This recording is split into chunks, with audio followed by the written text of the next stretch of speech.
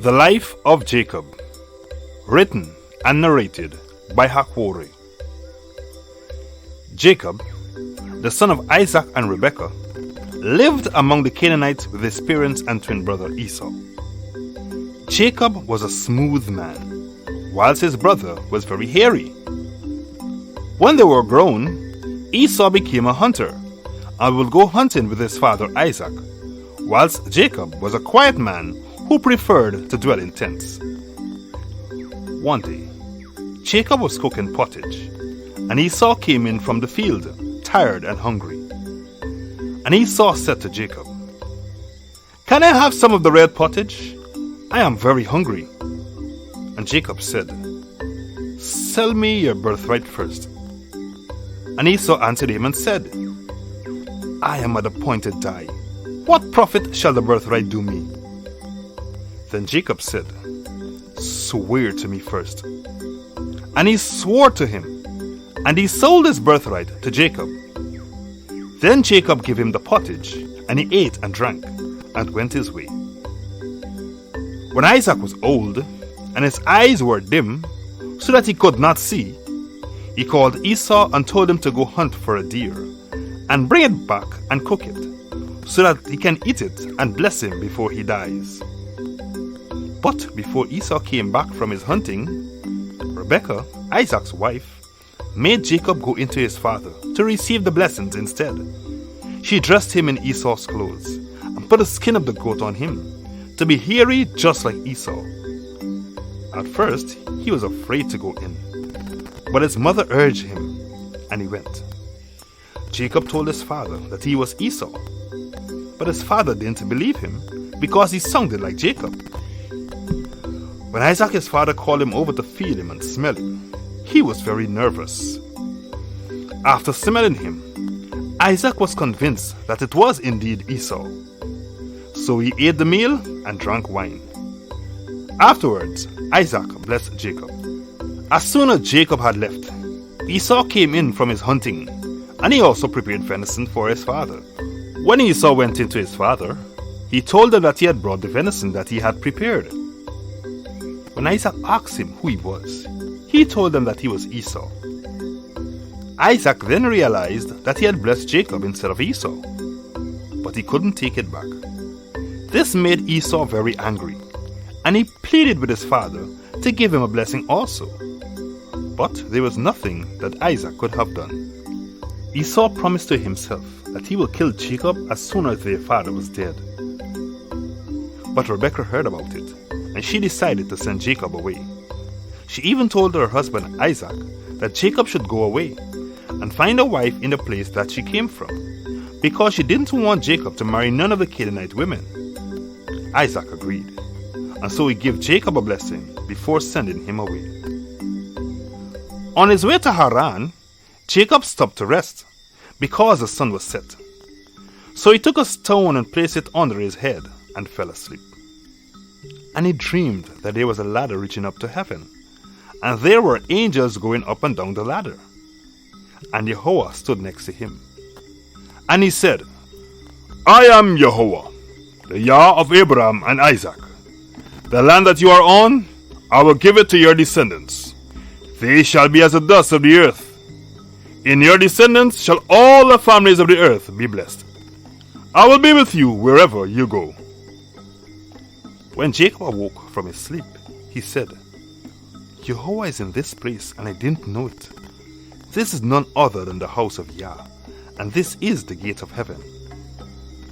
When Jacob rose up early the next morning, he anointed the stone and called the place Beth-el. Then Jacob made a vow that if Yah will take care of him and return him home safely, then Yahweh will be his God. He also said that the place where he was would be the house of Yah, and that he will give a tenth of his blessings. Then Jacob continued his journey and came to a well. On the mouth of the well was a great stone, and the people would usually wait until everyone is there before removing the stone to get water. Jacob then asked the men where they were from, and if they knew Laban. Then they showed him Rachel coming with the sheep. Before waiting for everyone to come, Jacob decided to roll the stone away himself. He then watered the flock of Laban, his mother's brother. He then kissed Rachel and cried. He told her who he was. Then she ran and told her father. When Laban heard that Jacob came, he ran to meet him and embraced him. He then invited Jacob to his house.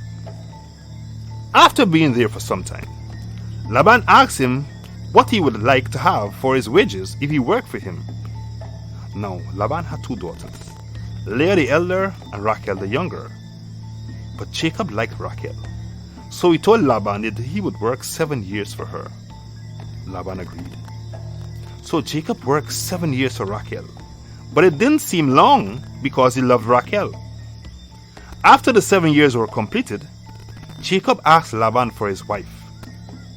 Then Laban held a feast, but instead of giving Jacob Rachel, he gave him Leah instead.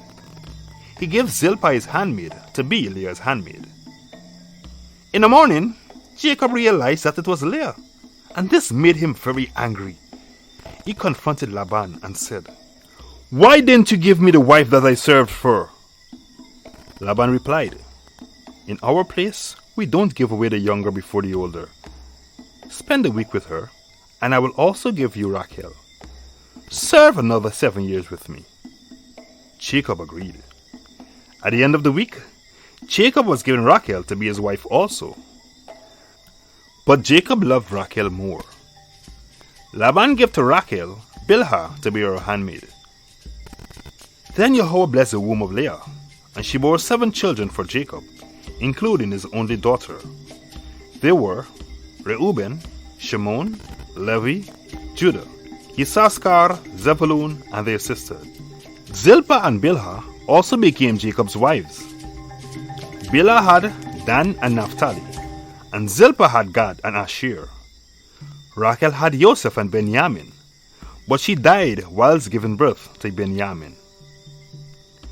Then Jacob decided that it was time to work for his family, and so Laban had him serve 6 years. They agreed that Jacob would work for all the dark and spotted goats and sheep for his wages. But Laban tricked him and removed all of the dark ones from his flock. But Jehovah blessed Jacob and allowed him to multiply his flock.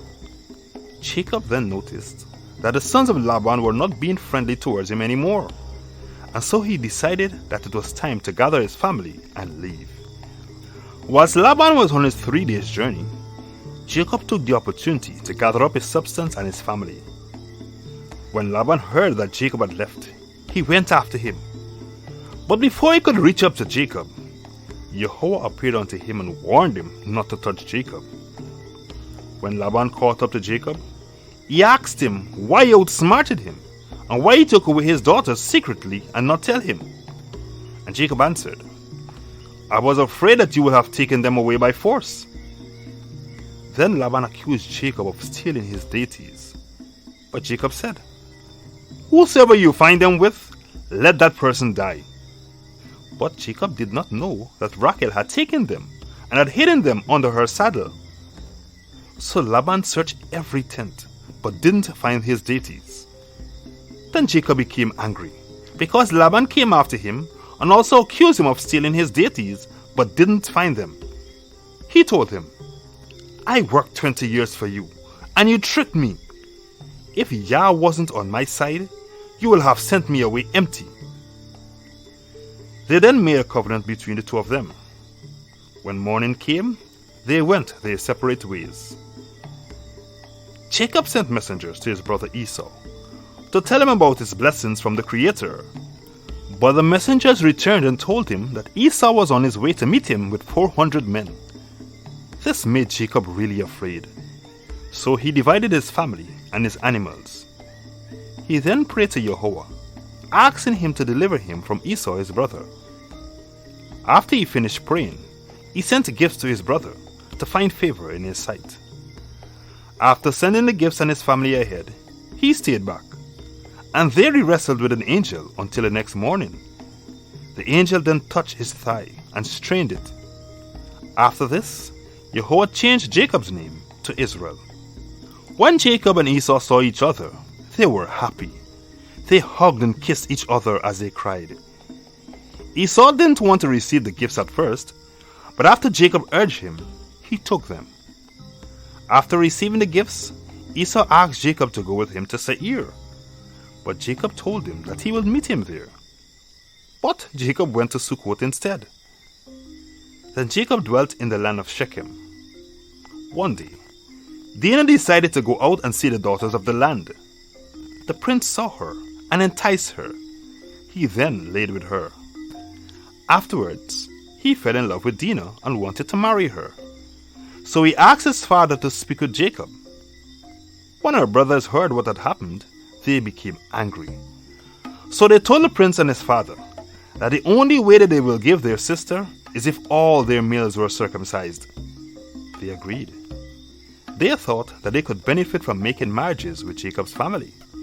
So all their males were circumcised. On the third day, 2 of Jacob's sons took their swords and went out secretly into the city and killed all the males, including the prince and his father. They also killed some of the animals and took spoil for themselves. When Jacob found out, he told his sons that they had brought trouble on him because of what they did. He was afraid that the people of the land will kill him and his family. But they asked him, "Should anyone deal with our sister as though she was a harlot?" Then Yahweh commanded Jacob to return to Bethel. Before going, Jacob commanded his household to put away their false deities and purify themselves. Yahweh then caused the nations to be afraid to pursue after Jacob. In Bethel, Rebekah's nurse Deborah died. Then they journeyed from Bethel to Ephrath. On the way, Rachel, Jacob's wife, died whilst giving birth to Benjamin. Before she died, she named him Ben-Oni, meaning son of my sorrow. But Jacob called him Benjamin, meaning son of my right hand. And Jacob came to his father Isaac in Mamre. He was happy to be reunited with his family. Then Isaac died, and Esau and Jacob his sons buried him. And it came to pass that there was a famine in all the earth. Only in Egypt was there food. All nations went to Egypt for food, including the sons of Jacob.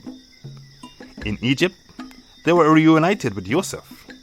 He was taken there as a prisoner before becoming second in command to Pharaoh. Then Joseph brought his whole family to Egypt to live. Jacob was happy to see Joseph again after all these years. His sons made him to believe that Joseph was killed by a wild beast. He mourned for his son for a very long time. Jacob was able to see his grandsons, Manasseh and Ephraim. He was also able to meet Pharaoh. On his sickbed, Jacob made Joseph to swear that when he dies, he will be buried in his own land, in Canaan. Before he died, he gathered his sons together and told them what will happen in their future. He also made them to swear that they will bury him in his own land. After giving them his final words, Jacob died, being 147 years old. He was buried in the land of Canaan, as he had wished.